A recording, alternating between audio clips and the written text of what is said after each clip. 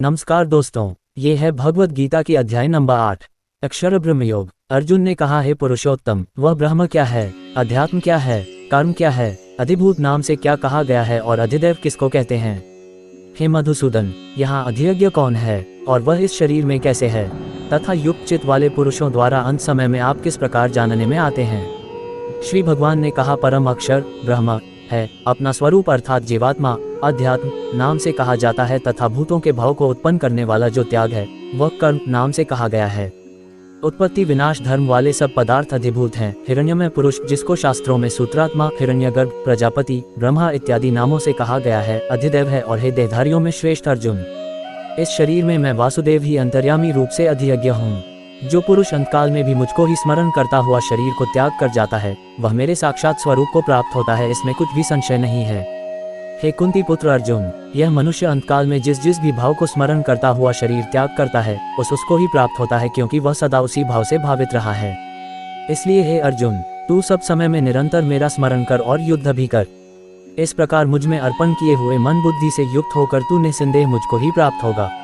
हे पार्थ, ये नियम है कि परमेश्वर के ध्यान के अभ्यास रूप योग से युक्त दूसरी ओर न जाने वाले चित्त से निरंतर चिंतन करता हुआ मनुष्य परम प्रकाश रूप दिव्य पुरुष को अर्थात परमेश्वर को ही प्राप्त होता है। जो पुरुष सर्वज्ञ, अनादि, सबके नियमता, अंतर्यामी रूप से सब प्राणियों के शुभ और अशुभ कर्म के अनुसार शासन करने वाला, सूक्ष्म से भी अति सूक्ष्म, सबके धारण पोषण करने वाले अचिंत्य स्वरूप, सूर्य के सदृश नित्य चेतन प्रकाश रूप और अविद्या से अति परे शुद्ध सच्चिदानंद परमेश्वर का स्मरण करता है, वह भक्ति युक्त पुरुष अंतकाल में भी योग बल से भरिकुटी के मध्य में प्राण को अच्छी प्रकार स्थापित करके फिर निश्चल मन से स्मरण करता हुआ उस दिव्य रूप परम पुरुष परमात्मा को ही प्राप्त होता है। वेद के जानने वाले विद्वान जिस सच्चिदानंद रूप परम पद को अविनाश कहते हैं, आसक्ति रहित यत्नशील सन्यासी महात्मा जिन जिसमें प्रवेश करते हैं और जिस परम पद को चाहने वाले ब्रह्मचारी लोग ब्रह्मचर्य का आचरण करते हैं, उस परम पद को मैं तेरे लिए संक्षेप में कहूँगा।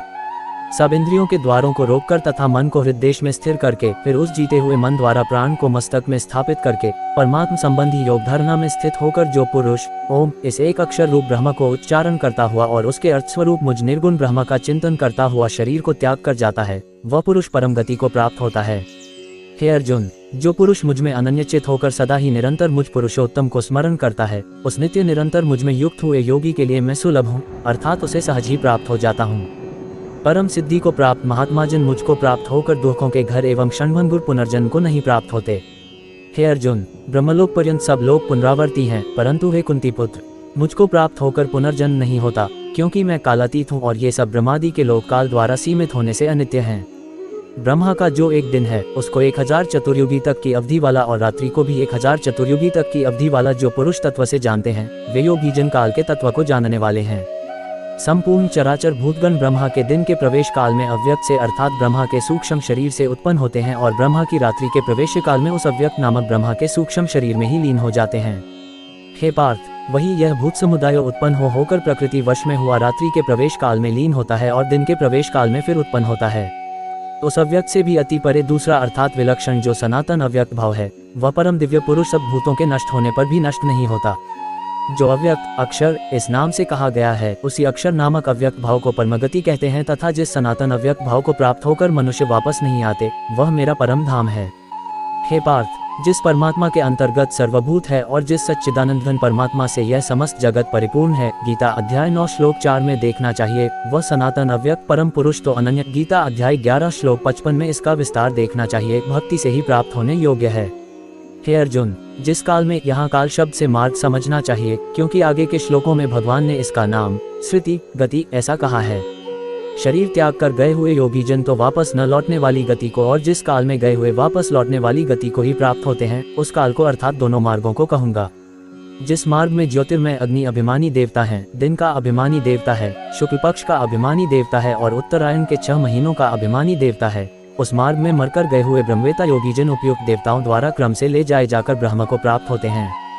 जिस मार्ग में धूमाभिमानी देवता है, रात्रि अभिमानी देवता है तथा कृष्ण पक्ष का अभिमानी देवता है और दक्षिणायन के 6 महीनों का अभिमानी देवता है, उस मार्ग में मरकर गया हुआ सकौम कर्म करने वाला योगी उपयुक्त देवताओं द्वारा क्रम से ले गया हुआ चंद्रमा की ज्योत को प्राप्त होकर स्वर्ग में अपने शुभ कर्मों का फल भोग कर वापस आता है।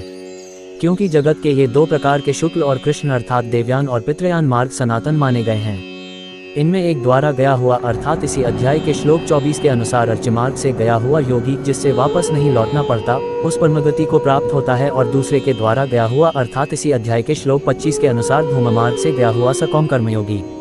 फिर वापस आता है अर्थात जन्म मृत्यु को प्राप्त होता है।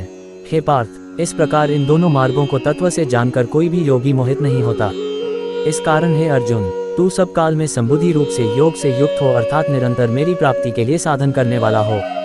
योगी पुरुष इस रहस्य को तत्व से जानकर वेदों के पढ़ने में तथा यज्ञ तप और दानादि के करने में जो पुण्यफल कहा है उन सबको निस्संदेह उल्लंघन कर जाता है और सनातन परम पद को प्राप्त होता है। ऐसे ही इंफॉर्मेटिव वीडियो देखने के लिए और हमारे साथ जुड़े रहने के लिए चैनल को सब्सक्राइब करें।